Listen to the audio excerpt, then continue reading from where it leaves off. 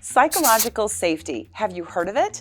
It's being incorporated into business, communication, and education. Trevor Reagan from the Learner Lab is here to tell us all about psychological safety. And it's really a new concept for some, but not for researchers. Trevor, welcome. Thank you. Appreciate it. Yeah, it's great to have you here. Let's start with the basics. What is psychological safety? I think the best way to think about what it is, it's a feeling that in this moment, in this room, on this team, or even in this conversation, I feel like I can be myself, I can ask a question, ask for help, maybe mess up. It's not like I'm trying to mess up or I want things to go poorly. It just feels like I feel supported in this moment if those things kind of happen.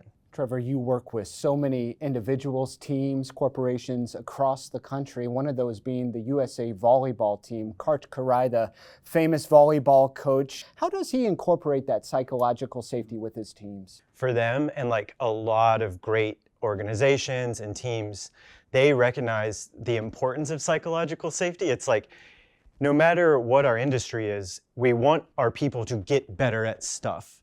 And if we have a better environment where people are more likely to engage in learning behaviors, our people are going to get better. And so step one, it's just understanding the value of psychological safety for any industry.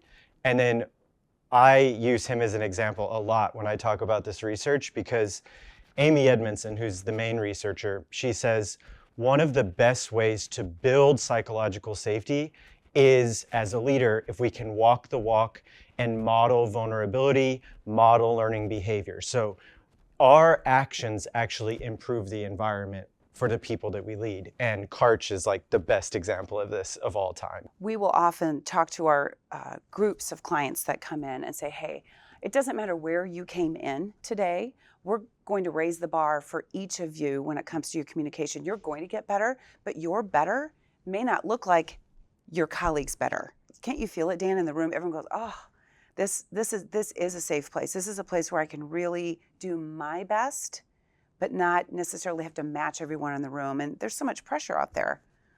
I just think the overlap of how you approach a session and how I approach a session, we do different things. I'm focused on learning, you're focused on communication, but just saying that aligns so perfectly with the science of what we talk about with learning. It's just yeah, we are all capable of learning, but the speed is going to be different, where we land is going to be different.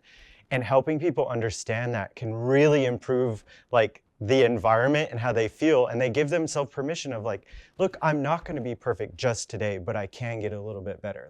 That's huge. I think that's awesome. Well, this has been a fascinating conversation with you, and there's so much overlap, as you said, and so many parallels. What do you want to make better? What's your it? Create a safe environment, lean in, try some new things, stretch yourself, and know that it doesn't have to be perfect. Just want to make some progress. Go out and make it better.